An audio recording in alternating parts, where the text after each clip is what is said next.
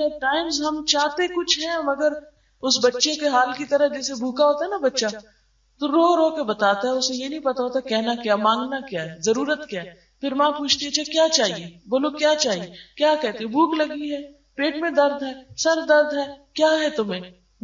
تو ہمارا حال بھی ان بچوں ہی کی طرح ہے کہ جو اپنی تکلیفوں کو خود بھی نہیں جانتے اور اپنے رونے اور اپنے ڈسٹریس اور اپنے جو ایک انکمفرٹیبل سی فیلنگ ہوتی ہے بعض اوقات خود بھی نہیں پہچانتے ہوتے کہ ہمیں ہے کیا, ہمیں کیا دکھ ہے.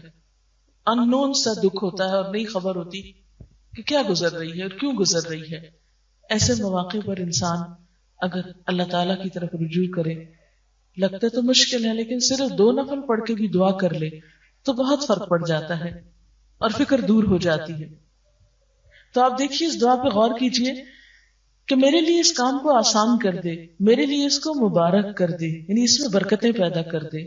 اور اگر تیرے علم میں یہ کام میرے لیے برا ہے میرے دین اور دنیا کے لحاظ سے اور انجام کے لحاظ سے, تو اس کام کو مجھ سے دور کر دے اور مجھے اس سے بچا کے رکھ. میرے لیے خیر اور بھلائی مقدر فرما جہاں کہیں بھی ہو, اور پھر مجھے اس پہ راضی کر دے اور یکسو کر دے. یعنی اگر اس کام میں نہیں اچھائی کہیں اور ہے تو پھر میری رہنمائی کر دے اس کام کی طرف. یعنی کتنی خوبصورت دعا ہے جس موقع پہ مانگی جاتی. پھر اسی طرح آپ دیکھیں مثلا تاریخ طے کر رہے ہیں, مثلا کوئی اور اسی طرح کے اس معاملے میں اہم ڈیسیژن لے رہے ہیں. آپ ذرا سوچیں ہارڈلی کتنے منٹ لگتے ہیں 2 نفل پڑھنے میں, 5 منٹ. وضو کو کتنے منٹ لگتے ہوں گے, 5 منٹ.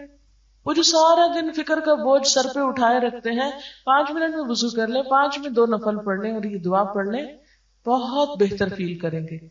لیکن نفس کو منانا تو پھر اپنا ہی کام ہے, کوئی اور تو ہمیں زبردستی نہیں کرا سکتا. پھر اسی طرح آپ دیکھیں کہ بچوں کی جب بھی شادی ہوتی تو ماں باپ کے دل پہ بنی ہوئی ہوتی ہے نا. میں خود اس کیفیت سے گزری ہوں کہ ایک عجیب سا بوجھ ہوتا ہے کہ اللہ سب خیر ہو, معلوم نہیں ان کی آپس میں بنے نہ بنے, کیا ہو کیا نہ ہو. ایسی ساری فکروں کو اللہ کے حوالے کریں. بس جب فکر چھانے لگے 2 نفل پڑھ کے اللہ تعالیٰ سے دعا کر لیں, نستعینہ, یہ اللہ ہی نے ہمیں طریقہ سکھایا ہے کہ ہم اس سے مدد مانگے. لیکن ساری قدرت ساری قوت اس کے ہاتھ میں نا, کتنی نشانیاں ہیں اس کی ہمارے سامنے کہ ساری قوت اس کے ہاتھ میں ہے. مثلا آپ دیکھیں کہ اس درخت کا ڈیزائن جو ہے یہ ہمارے مرضی سے تو نہیں ہوا. ہم اگر اس کو موڑنا چاہیں, اس کو پھیرنا چاہیں کہ نہیں ہم اب بور ہو گئے ہیں یہ پتوں کا یہ رنگ دیکھ کے یا یہ شکل دیکھ کے, تو اس میں کوئی تبدیلی کر دیں, رہے یہ یہی درخت لیکن بس ذرا ڈیزائن بدل دے, تو یہ نہیں ہم کر سکتے. ہوا چلے مرضی ہے اس کی, نہیں چلے نہیں چلے, یہ اللہ کی قدرت ہے نا. یعنی چھوٹی چھوٹی چیزوں میں اللہ تعالیٰ کی قدرتیں نظر آتی. کس پھول کا رنگ کیا بنایا, کس کا ڈیزائن کیا, کس کا سائز کیا ہو, اس نے مقدر کیا ہے.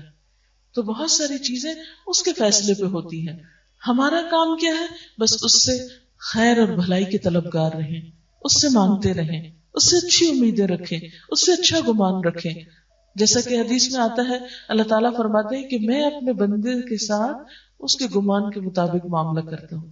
جیسا وہ میرے بارے میں گمان رکھتا ہے میں بھی پھر اس کے ساتھ ویسا ہی معاملہ کرتا ہوں. کبھی مایوس نہ ہو اس کی رحمت سے, کبھی دل چھوٹا نہ کرے, کبھی یہ نہ سمجھے کہ یہ نہیں ہو سکتا. اس کے لیے کچھ بھی مشکل نہیں, اس کے ہاں سب کچھ ہو سکتا ہے. ہاں کمی ہے تو ہمارے اپنے مانگنے میں, اور ہماری اپنی کوتاہی ہے کہ اس کی طرف رجوع نہیں کرتے.